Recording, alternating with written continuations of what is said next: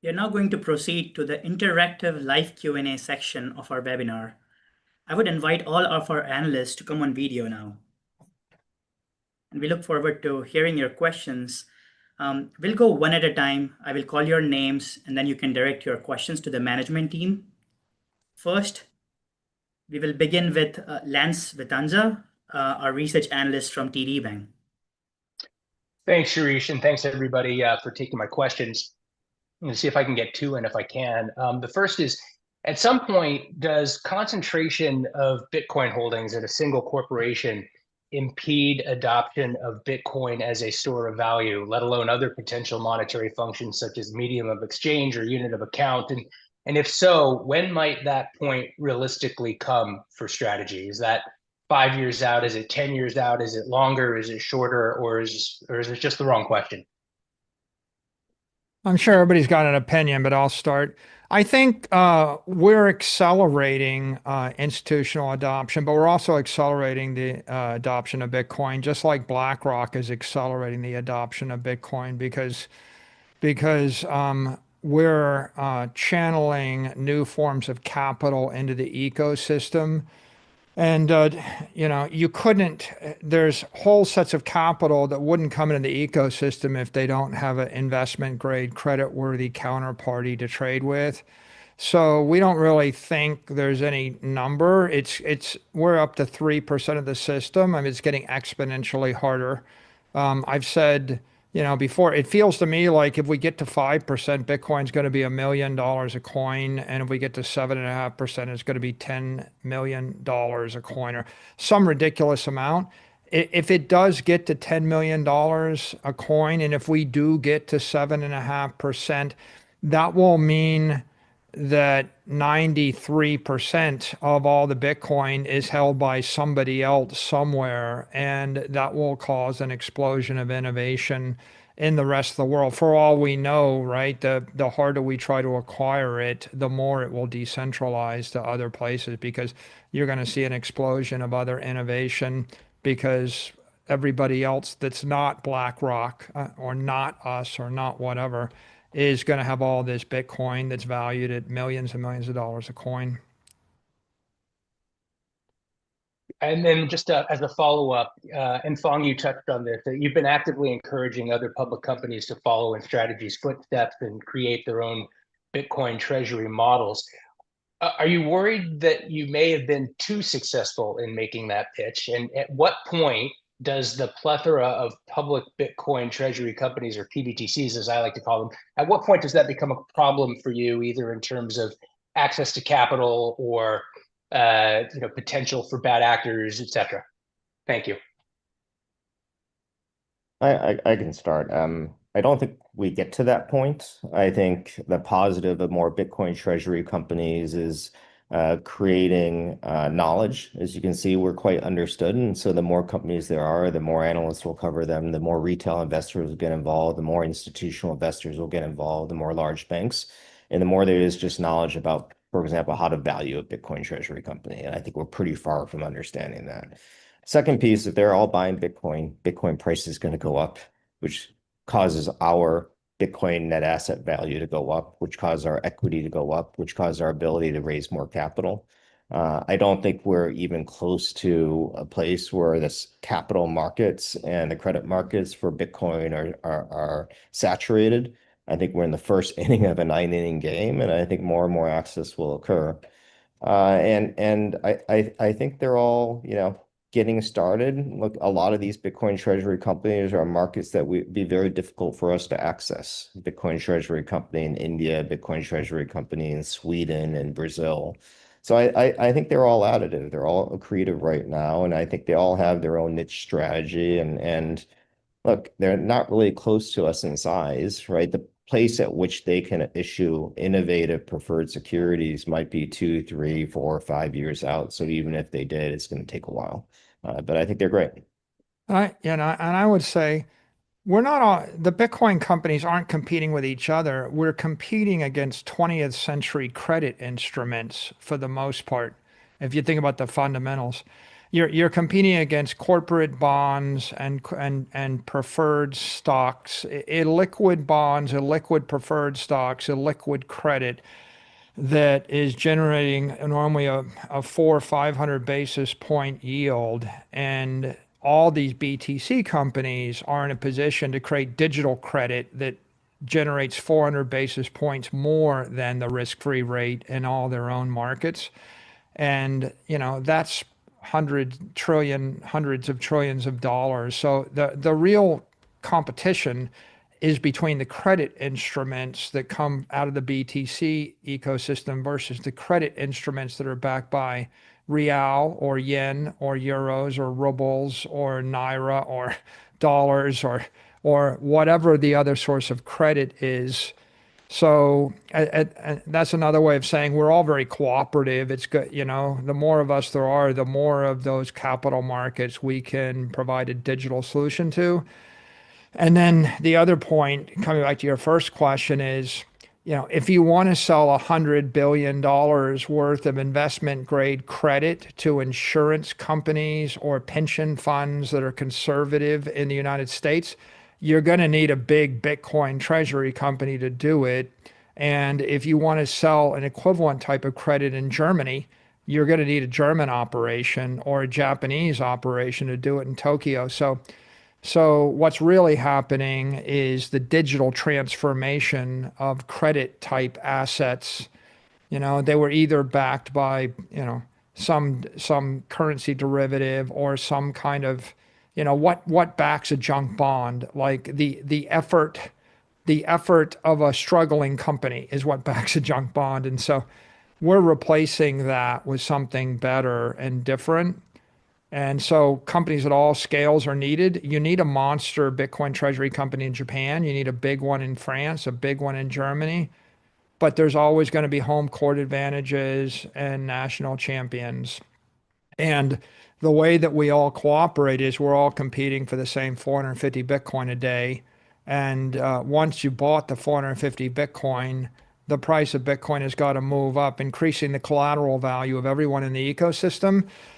And as the collateral value increases, and the other thing we're doing is we're damping the volatility. As we increase the collateral value and damp the volatility, the BTC risk numbers plunge, the leverage increases, and you can imagine you can create a lot more of this BTC-backed credit, which is just a very positive feedback loop. And so we're in a virtuous competition or virtuous cooperative cycle with any company that's capitalized on a Bitcoin standard anywhere in the world. Thank you, Lance. Next, I will invite Lynn Alden. So thank you for the opportunity. So Strategy navigated the 2022 bear market successfully. And so my question is going to relate to stress testing as it relates to these midterm BTC ratings. Given the strategy's credit products are backed more by assets and capital access than operating cash flows, are there certain Bitcoin bear market assumptions or thresholds, either such as in terms of drawdown magnitudes or lengths of time where capital markets might become inconducive for new capital issuance, that you're planning for as you design these forward leverage ratios and for your overall capital structure? Thank you. I think that if we equitize the convertible bonds and we go to all preferreds, you can imagine, for example, you have $100 billion of Bitcoin, you have $50 billion of preferred in an extreme, like the extreme case, a 50% leverage case.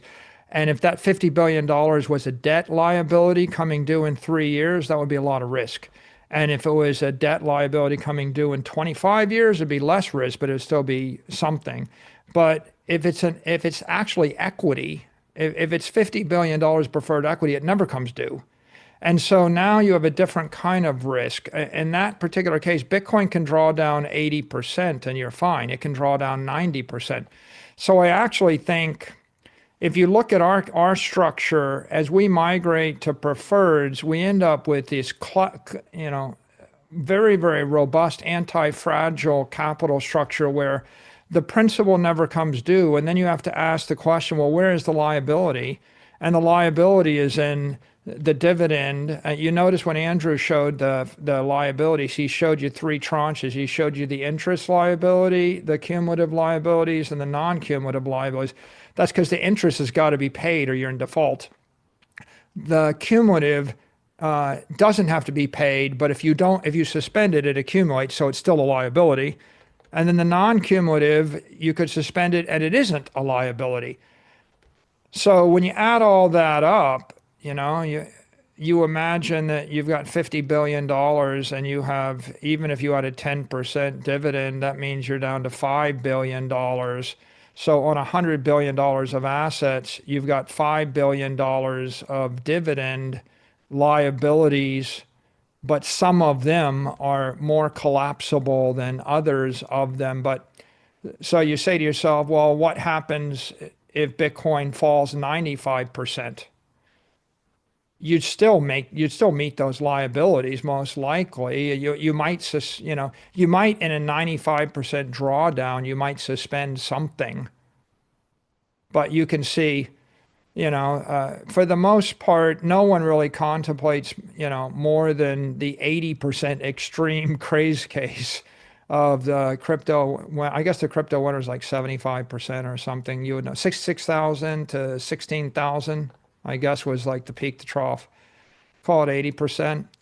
I think that our structure is smooth, and we wouldn't miss a single dividend payment on an 80% drawdown. On a 90% to 95% drawdown, in theory, you might suspend something for a little bit of time, but you would eventually get back current on it. So, so I think in terms of robustness, it's pretty robust. And if you compare it to the fragility of a conventional bank, think about the leverage we've got in order to generate our earnings. We've got maybe 1.2 leverage. A typical bank's got 10, 20x leverage to get their earnings. So this model is orders of magnitude less risky than a conventional banking model. Phong, Andrew, do you guys have anything to add on that?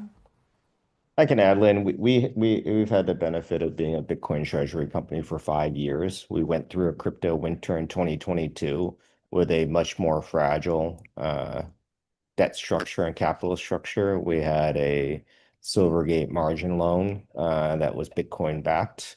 We had a secured note that had onerous clauses, and so we learned a lot from that. And at that point in time, our most pristine debt were our convertible notes. And now I think we're much more prepared for Bitcoin drawdown, because over time we already don't have secured notes. We don't have a margin loan. Over time, we may not have convertible notes. And to Mike's point, we will be relying on perpetual preferred notes that don't ever come due. So I think we learned a lot during this period of time, and we hope to share that with everybody out there. Thank you. And of course, the point is we did survive the 80% drawdown with a much weaker capital structure. So this capital structure is bulletproof compared to that one. So I think we're good to 90%. And if it goes below 90%, then we'll shuffle a few things around. It'll be colorful.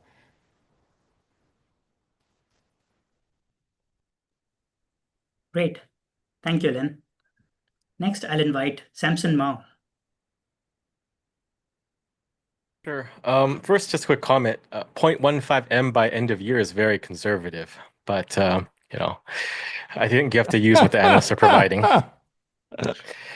But my question is, the preferred shares, they have a BTC/credit rating ranging somewhere between 3 to 9 or 5 to 9.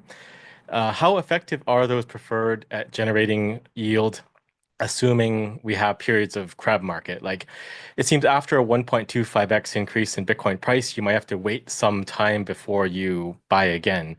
And in what conditions would you increase that or relax it a bit to go above 9 or above 10?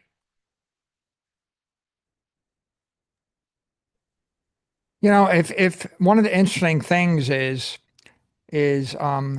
right now, you can see from all of our credit models, the credit is all undervalued. Like the marketplace doesn't appreciate the credit very much. So over the next 36 months, you would think that the drivers of our credit strategy will be education of the market. You know, just getting out and talking to people and educating them on our credit models is a big plus. Every time we do an IPO, you've noticed the first IPO was a little bit smaller than this, or more difficult than the second. The second was easier. The third was double that. The fourth was more than double that. So every time we go back to the market, we educate more people. We're educating credit rating agencies, and as the world's view of Bitcoin as collateral evolves, that makes it easier. So, as a general trend, the direction of travel is the world is getting more comfortable with Bitcoin-backed credit, and that makes our strategy easier. Let's assume that Bitcoin chops sideways. You know, the negative is that the collateral value doesn't go up, but the positive is if you actually look at the trailing 30-day BTC vol, it's low. It was like 20 the other day. So when the market chops sideways, the volatility of Bitcoin falls. And you can see one of the most important drivers, in Black-Scholes, and the important driver in our risk models is volatility. So we're kind of winning when Bitcoin is surging up because we've got a lot of collateral and a high BTC rating. But we're also winning. If you go and you play with our model and you crank vol from 40 to 35 to 30, and I just showed you an example, if it falls 10 points, stuff that looks like it's high yield becomes investment grade. And so I think our credit strategy might benefit from Bitcoin trading sideways for a while in a counterintuitive way. And for the most part, we're really competing against a bunch of people that don't know. Like the Wall Street Journal is running an ad, high yield savings accounts. You can get 3.6% interest from such and such bank, and there's a world of people that are, by the way, if SOFR falls, if the Fed, changes policy, those banks will be yielding 2%. Your bank account will be 2 or 1.5%. We're out there educating the retail market that there's something better than that. And I think that our credit strategy right now is primarily driven by educating institutional buyers, educating retail buyers, educating credit rating agencies, and having the world embrace Bitcoin as good collateral. And at the point that JP Morgan and somebody else starts to accept it's good collateral, then I think people come back and look at our credit and they re-rate it and they say, oh, actually, it doesn't deserve a 600 basis point credit spread. It should be a 200 basis point credit spread.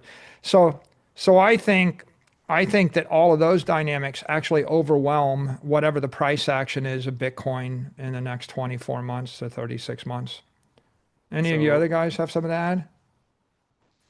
Heads you win, tails you win. I think the important point is when Bitcoin is highly volatile, it's very good for our equity. And when Bitcoin, people go, aha, what happens when Bitcoin's not volatile? And what they don't realize is if you take that credit model I showed you and you crank in 20 vol and all of a sudden we fall to 20 or 25 vol, you can go to 90% leverage.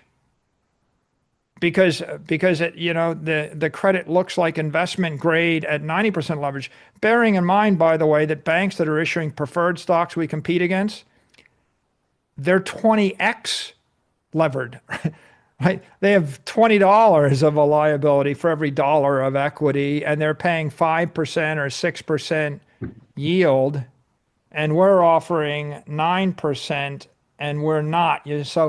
So really, this all comes down to educating the 20th century market about why this Bitcoin-backed credit is better.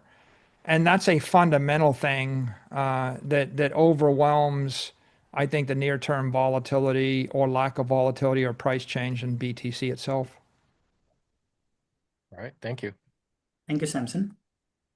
Next, I'll invite Brian Dobson, a research analyst from Clear Street. Yeah, thanks very much for taking my questions. So the Trump administration has made some very positive regulatory changes for Bitcoin. If you had your way, taking a big picture view, what would be the next area of improvement for regulators?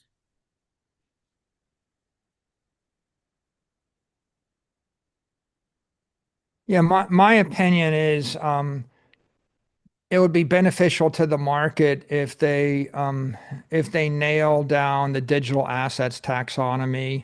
You know, under what circumstances can you tokenize a security? What's a digital security? If they can clarify a digital commodity, what's an asset without an issuer versus a digital token? If they could clarify token asset class dynamics, what can I create a token and is it less than a security and different than a commodity? I think there's a lot of murkiness around all that, and they're supposed to be dealing with in the Clarity Act in September. I think that will create a very rich framework for the entire crypto industry. And I think absent that, there's going to be a lot of confusion about the difference between tokens and commodities and securities and you know who can issue what and how long it takes. And you know, in the ideal world, 40 million businesses would be able to issue a token in 4 hours for $40. You know, and in the current world, it takes you a year to issue a public security. You know, minimal, maybe 2 or 3 years and 40 million bucks. And we might end up in a world where we're half in the middle, which is, oh yeah, it only takes 6 months and it only takes $2 million to create a quasi half, not security, you know, on the way to being a crypto commodity, but not really for the next 2 years. And if that's the case, you won't have really achieved the full potential of the industry. And so I think that we've still got a lot of uncertainty around that needs to be resolved. Yeah, great. Thanks. And then just as a quick follow-up, you've had some very successful offerings this year. Could you share any kind of feedback that you've gotten from the buy side regarding those offerings and what kind of securities could we see the firm offering in the future in addition to the ones already on offer? Phong or Andrew or Sharice, you guys want to start? I can jump in there. I would say that, we launched our first perpetual preferred early this year, and there was a lot of I would say analysis and price discovery and just trying to get an understanding of that innovative instrument. I think ever since then we've shown a track record of growing demand on every subsequent IPO. We've seen institutional demand increase deal over deal. We've seen retail demand increase transaction over transaction. We've also seen high net worth individual demand. And so I think what we're doing is we're providing opportunities to different aspects of the market that haven't existed before. And I expect that there'll be more interest. STRC just recently got listed on NASDAQ. I think it's the most innovative treasury, Bitcoin treasury security out there. I think we'll start to see more retail demand, more institutional demand. So I would expect that those existing securities will continue to season and mature and grow. And as for other types of opportunities, other offerings, I think we continue to focus on this preferred equity segment. We have opportunities to take our existing type structures and deploy them internationally. That's something we've talked about in the past to different markets and different currencies. And then we're building out a bit of a Bitcoin treasury yield curve. And right now we've got long duration, we got short duration, and as everyone knows, there's maturities everywhere in between. So I think we have a lot of opportunity to grow and potentially explore new areas as well. Great. Thanks very much. Thank you. Next, I'll invite Preston Pish. Hey guys, congrats on the amazing results. I think you guys are at a really monumental point right now, especially considering you guys have been exercising this strategy since 2020. The performance has been in excess of that of NVIDIA, and you've become of a size that it's near impossible for people on Wall Street to really kind of ignore where you're at right now and what you're doing. And if I was just going to try to capture what that is, it's you're arbitraging the difference between Bitcoin's annualized, return of, call it 45% versus the 10% that you're paying out in the preferred market for a 35% delta. Michael, you just mentioned that one of your biggest challenges is the education side with institutional investors. And I think from the outsider's perspective, they're looking at what you're doing and they're looking at all this preferred issuance and they're saying, oh my God, there's so much perpetual drag that's going to be on this company that's going to bog it down. If Bitcoin goes down 50%, it's going to have all these types of issues, which by the math is, just not true. But what are the steps that you're taking to kind of overcome this education burden that continues to persist and continues to be a problem in the Bitcoin space in general? Yeah, that's all I got. Phong, do you want to start on that one? Yeah, I'll start with, Andrew mentioned it, in January this year, we started working on Strike, and we had to educate every investment banker and every convertible note banker and every preferred banker. And it was like a knockdown, drag out 2-month process, all of our accountants, all of our attorneys. And then we issue Stretch 6 months later in about 2 weeks, and everybody gets it. And that's the process. That's the process to educate people and we're going to go out there. Mike is very well known for all the podcasts he does, right? I'm becoming more public. All of you are doing an amazing job out there. It's a process, but the more people figure out, the faster it goes. And, most like we're selling preferreds now to people who've never even heard of a preferred, right? And we sold almost $600 million of preferreds to retail investors who just see a 9% dividend yield, twice as much as what a money market gives you, 10x over, more than 10x over collateralized. And they're like, oh, and it's overnight money. So I'm going to take the money that I was going to use to send my kids to college 6 months from now or whatever it is. I'm going to put it in there, sit it there, get 10%, and then use it 6 months from now. I mean, innovative products will start to sell themselves, but I think there's a market out there, and it's the stuff that Jeff and True North and everybody's doing. This is how the word gets out, is viral. That's why we're doing this investor relations, digitally transforming investor relations. That's why we have you all here. People will learn. The great thing is good products, great products. It's not much different than the iPhone. Right? A great product, when someone first looks at it, may not realize how great it is. 2 months later, it sells itself by word of mouth. And I think people will get educated. And bankers are making fees. We're the largest IPO this year. Guess who makes money off of IPOs? Bankers. Guess what bankers like? Making money. So they figure this out pretty quickly, right? So I do think the market will figure this out. And I think it starts with us. It starts with you. Becomes the banking community, the retail community. I think if I could add to that, yeah, I think the product is important. To Fong's point, it's not just we're selling preferred stocks to people that never heard of a preferred. We're selling a Bitcoin-backed preferred to people that have never heard of Bitcoin, that don't even know what Bitcoin is, and we're even selling it to people that are afraid of Bitcoin. So, but if you walk down the street and you say, would you like a high yield bank account that pays double what your bank is currently paying?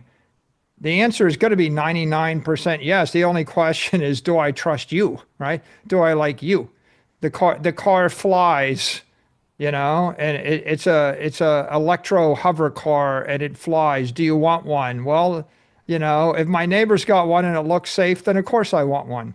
So what we found is the key is to package the product, and then we've got to build a distribution channel with the banks, and then we've got to build digital education. So you can't knock on doors; you got to actually upload content. So we've taken to now we upload video content directly to hundreds of thousands of people, which is another thing, and conferences, right? These Bitcoin Treasury Company conferences. One part of education is helping companies become Bitcoin Treasury companies and figure out what it means to capitalize on Bitcoin and how to issue BTC-backed credit.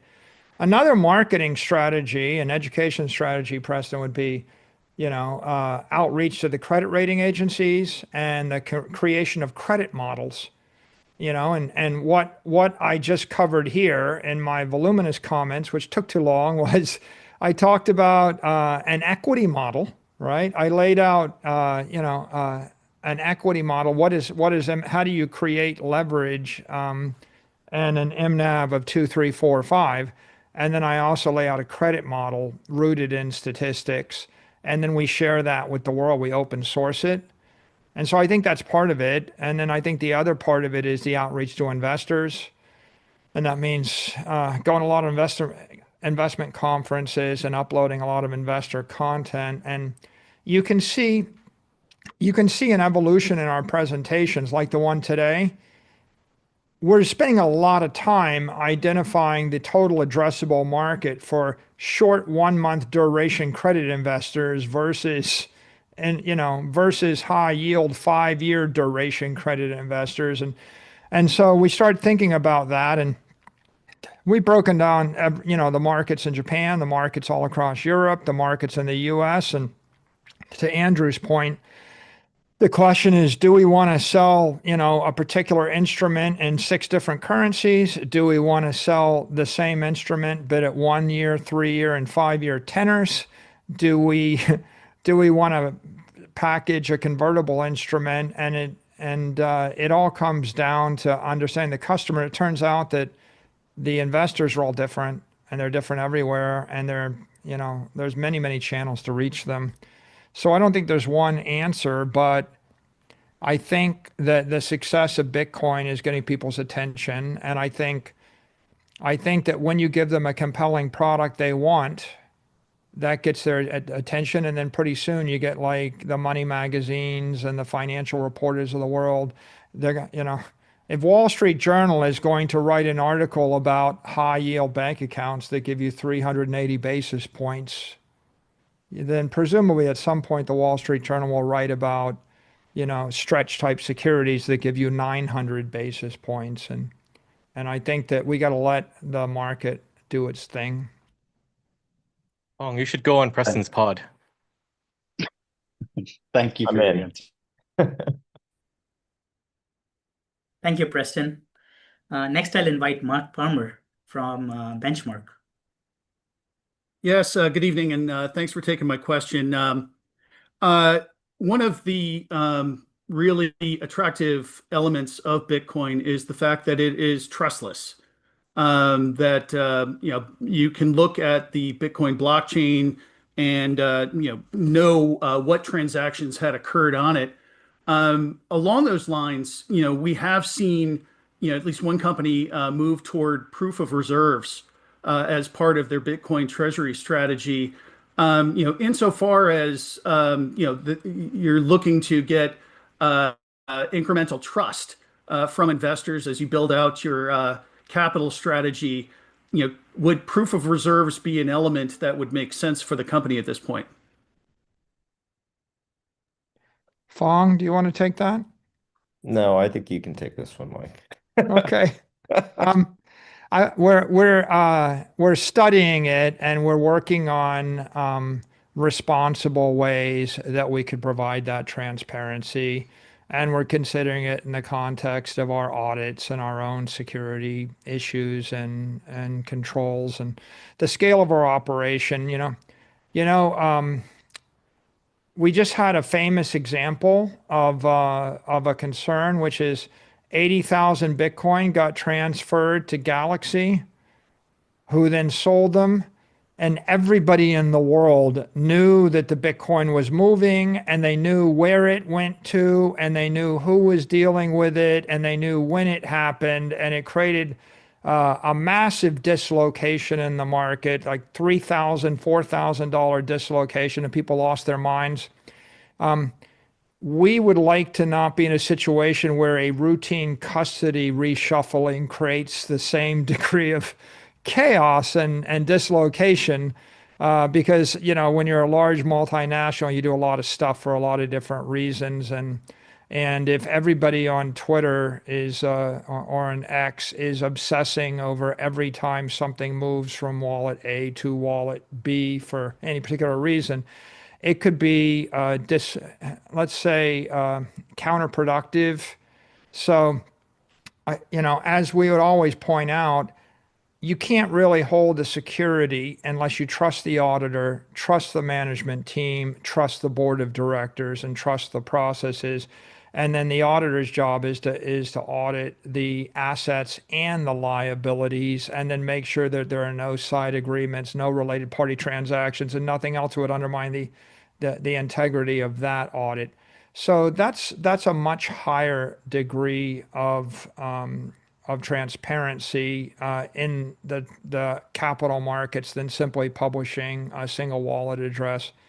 So I think that at some point, if we can find a way to do it in a way that doesn't introduce other operational security issues, we're open to it. It's a complicated thing that we need to consider very carefully. I would just Sorry, I was going to add, I do get the irony of people wanting to access Bitcoin for its decentralized, transparent nature, and then buying Bitcoin-backed securities through a U.S. public company. But what we do and what we provide on top of Bitcoin, and we laid out, is with MSTR, we provide superior performance through intelligent leverage. With our preferreds, we provide the ability to get pretty good dividend yields with a lot of downside protection. And part of the price of that is you're working with a U.S. public company that has Bitcoin behind it. And we have 15 people working on this. Could you imagine if we had to take 2 away to work on proof of reserves? You wouldn't get Stretch, you wouldn't get Stride, you wouldn't get Strike, you wouldn't get all this other product innovation. That's where we're focusing our energy right now. But it's not lost on us that we could find ways to do something to improve the transparency. That's why we do these earnings calls. That's why I do all these conferences, right? We do want to be a transparent company. That's very important to Bitcoin. And maybe we can get to a way we can provide proof of reserves without exerting a ton of energy and without creating security risk for the company and for ourselves. I was just going to add, we've been a public company for 27 years. Our internal controls process is robust. We have 2 big audit firms that we interact with. So, if you want to think about who other people use, we have 2 of the big 4 that look at, our information or our data and our tie-outs on a quarterly and annual basis. So while they might not be out there publicly, I think you take into account what Michael and Phong said. We are, one of the longest standing public companies out there, and we rely on our mature internal controls process internally as well as our external big 4 audit firms. Very good points. Thank you. Great. Jeff Walton, you're up next. We saved you for the last. Great. Yeah, everybody could ask all the questions before I went. That's perfect.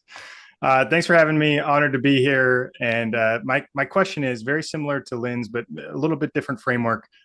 Given that Bitcoin and MSTR volatility is near multi-year lows, and Strategy has historically targeted a 20 to 30% leverage ratio during the convertible bond era, how does Strategy team now think about future volatility, leverage, and do you anticipate revisiting your leverage framework, reflecting the difference in preferred leverage characteristics and understanding the goal of retiring the convertible bond dated liabilities?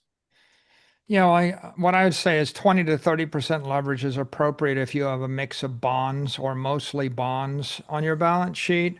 But if you eliminate the bonds, which come due for cash, if they're not in the money, and you replace them with a preferred equity, then clearly it's reasonable to go beyond 20 to 30%, and you could look at 30 to 50%.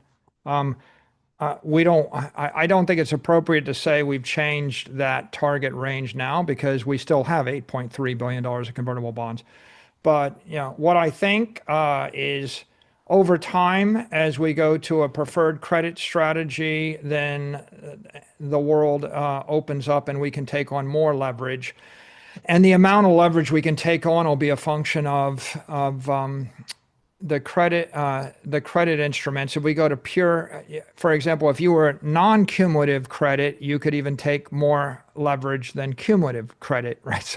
So the nature of the credit instrument will determine that, and then the volatility of Bitcoin, will also determine that. If you're at 50 vol, you have a different view toward what that should be versus at 30 vol.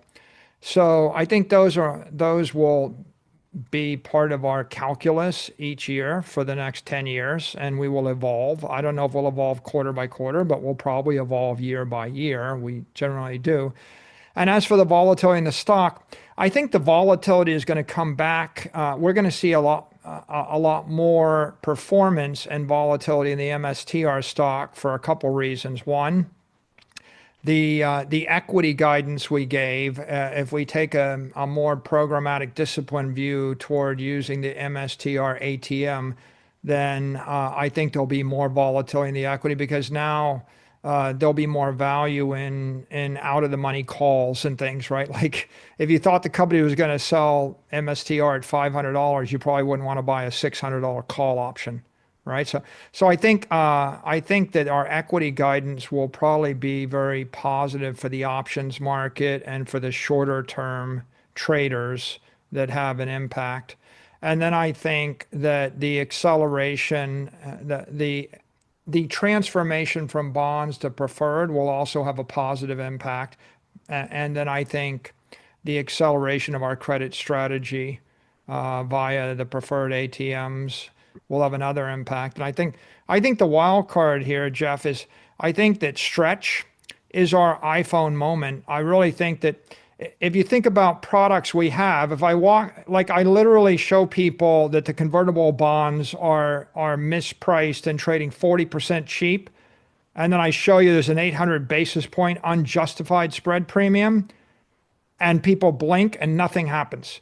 And then nothing happens because nobody can buy that stuff. Right? So the convertible bonds clearly were not our iPhone. And on the other hand, Stride, Strife, and Strike are breakthrough revolutionary instruments, but they're complicated and they're long duration. And if I saw a retiree, who said, what do you have? And I said, well, you can get 5% yield or 5% more than your bank account if you buy Strife. And if it was trading 122 and then it dropped to 116 the next week, the person would be really pretty, anxiety ridden, because, having 5% or 10% change in the principal when you're getting a 5% credit spread isn't really a consumer thing, right? That's too much of a roller coaster for them. So I think that the idea of a consumer product is, what's the product that you can offer anybody any day of the week for the next 10 years, regardless of what the stock is trading at? If the stock is trading at 10 MNAV or 1 MNAV, right? That's an MSTR equity roller coaster. And if Bitcoin all of a sudden rages up to 500,000 and someone's saying, well, should I buy this instrument or not? It's like there's a roller coaster. But if I'm saying that we've stripped down to a 1 month duration and it pays 500 basis points above your bank account, it's always going to be trading, hopefully, in our range. We're going to hope and expect it trades around to 100 plus or minus a quarter or something, and it's always paying more than your bank account. And if people see that and they see liquidity, then in theory, I don't know why you can't sell. If you walk down the street and you asked 100 people, do you want high yield bank account? 99 of 100 say yes. And if you said, do you want this, 100-year long Bitcoin backed, senior, junior instrument, 1, 2, 3, 5 out of 10, or 5 of them might try to figure it out. And I know that's a long-winded answer, but the point is, if there's infinite demand for stretch, if it works, right? And we can't declare that, we can't declare it seasoned until 30, 40, 50 days after we've launched it. But if stretch actually, hits its par and it trades with low volatility, then you could, in theory, sell infinite. $100 billion of it, $200 billion of it, right? You could use that to have any amount of leverage you wanted. And then the question of how much leverage do you want is really going to be a question of how rapidly does Bitcoin price appreciate and with what volatility, and then how rapidly do we roll out of the convertible bonds, and then how rapidly do we get embraced by institutional investors and credit rating agencies. And those are all things that we don't know in the future. But if you take all that in its entirety, wouldn't you think that the performance and the volatility is coming back into the equity? We got a plan for it, right? We got 3 or 4 different ways to get there, and maybe time will just do it for us. Thank you. Torque adjusted. Fully torqued Bitcoin. Yeah. Do we have any other questions? Excellent. So thank you everyone for staying with us for more than 2 hours. This was awesome. This concludes the Q&A portion of our webinar. I would like to thank all of our analysts for their questions and the audience for staying with us. We had thousands of people watch it live and join us on different mediums.